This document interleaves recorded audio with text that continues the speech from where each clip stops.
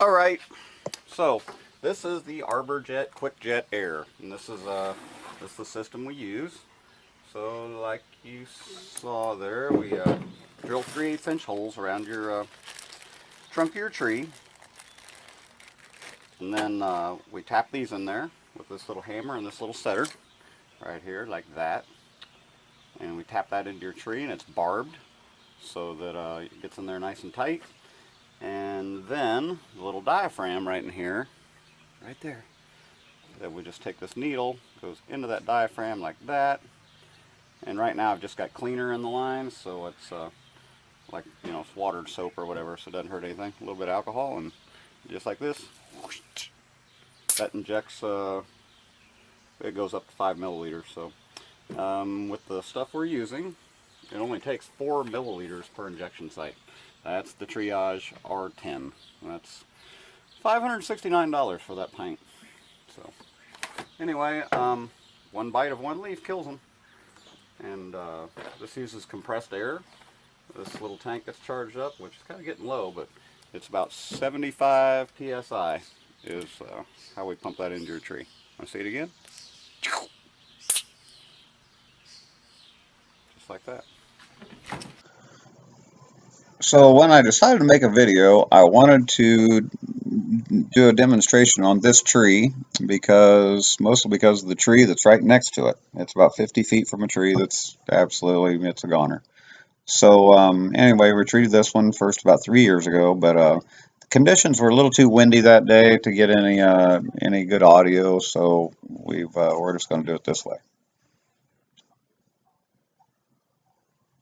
So anyway, here's your tree. We measure it, determine its size, and then from there we go to find out how many holes we're going to drill in it.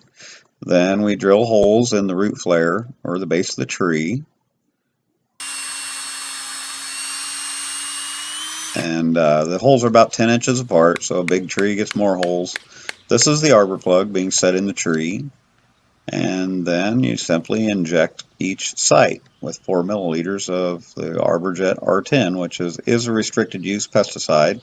I do have to be, a certified pesticide applicator to inject your trees.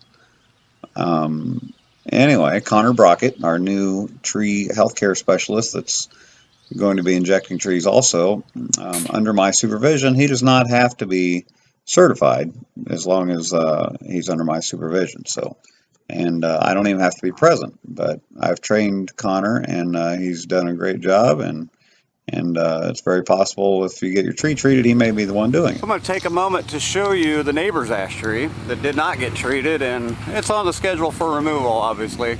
It's gotten brittle enough. You can see that broken limb hanging up there. Anyway, the telltale sign of the emerald ash borer damage, you see missing bark in the top of the tree. That's from woodpeckers trying to get at the larvae. And so that's the telltale sign. This tree, you notice you see green stuff on it. You're thinking, well, you know, it's still alive. The green stuff sticking out of it are suckers, or the technical term we use is epicormic shoots. So that's the tree's reaction to starvation. The tree is not getting any food and nutrients, so it feels like it's starving, so that's why it produces all these suckers around the bottom of the tree. Like if you cut off a tree, you know, and the root system's still alive, it'll get epicormic shoots on it. So anyway, but virtually every single branch tip on this tree is gone. So all these branches would have to be removed, and yeah, it looks like over on this side of the tree there's one limb that appears to be somewhat normal. But this tree is just way too far gone to be treated. It's got to be removed. So, and this tree, you know, I'm not advocating, you know, telling everyone to save every single ash tree. You know, it depends on where the tree is located and how it benefits you. This tree is right on the west side of the house. So this tree shaded this house and the driveway all late evening, you know, in the hottest part of the day. So this tree's going to be missed, and the air conditioning bill is going to go way up when this tree's gone. And in contrast, here's the tree that we've treated. This tree was treated in 2000, 17 the first time, and it did have some damage. We did prune a lot of deadwood off of it, and it's completely recovered. Looks terrific, and all the damage is pretty much healed up, and don't anticipate this tree ever having any problems again.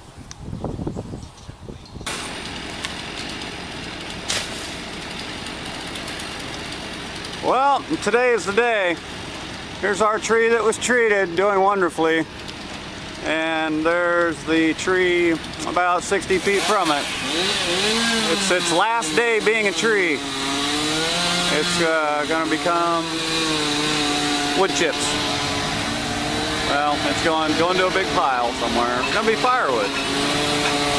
Firewood is nice, but it doesn't really provide shade for your house.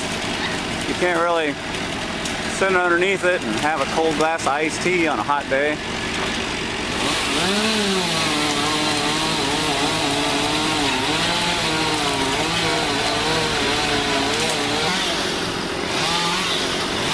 This guy right here, this isn't my crew. This is Leonard Boughton. He's been cutting down trees in this area for about 40-some years. He's teamed up with Stu and his crew. They're both tree contractors from the Burlington area, and we've all been swamped with the ash borer over the years. It's good for business. The emerald ash borer has definitely been good for business.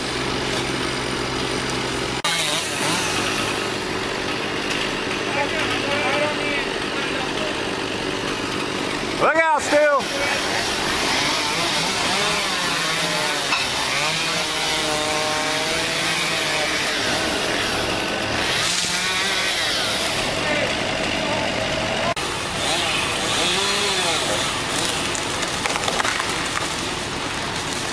Holy moly.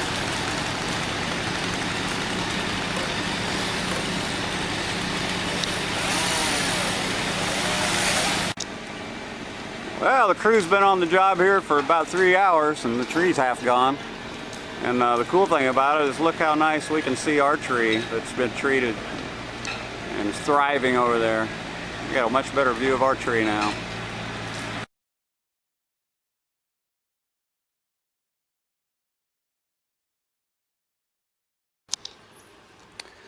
Well, I came back to the scene of yesterday's ash tree execution, I guess, or put it out of its misery or whatever. But yeah, it's about 1:30 in the afternoon, and you know, they got a little porch there, but anyway, no more shade on the back of this house. And it was 1:30 in the afternoon. I'm facing south, so as the sun turns around, and you know, you can see there's our beautiful ash tree that we've treated and saved, by the way, and look how shady our customer's house is right now. But anyway, yeah, that sun's going over there, and it's going to bake this house all evening, all afternoon and all evening. And it's hot out here. It's like 90 degrees today. It's the 4th of July, and you know, it's just a shame. You know, and I reached out to the people and tried to get them to treat this tree, but I mean, it was an awesome tree, freaking totally awesome. I mean, you saw it. But the deal was, this is a rental house. They weren't going to spend any money on it. And, you know, and the renters are going to pay the electric bill. So if you don't think that makes a difference, all this sun beating down on the shingles, cooking the whatever, the space above the ceiling, it makes a huge difference in your electric bill. This tree is about, I don't know, 40 inches probably. Yeah, it would have been about a 40-inch tree. So that'd be $400. To treat it every 3 years, about 120 bucks a year, somewhere in that range, 125 a year, divided by 3, 130, something like that. About $130 a year is what it would have cost them. And you know, in the summer months, not just the money savings, I mean, just the comfort. You know, come out here in your yard and just, you know, be in the shade. I'm gonna go over here because it's, quite frankly, it's hot out. And yeah. No, this is nice. This is nice. So yeah. Yeah, the tree's doing great. This tree's doing great, and I'm proud that we saved it. So So you can do the same. If you have an ash tree, you need to make that decision for yourself.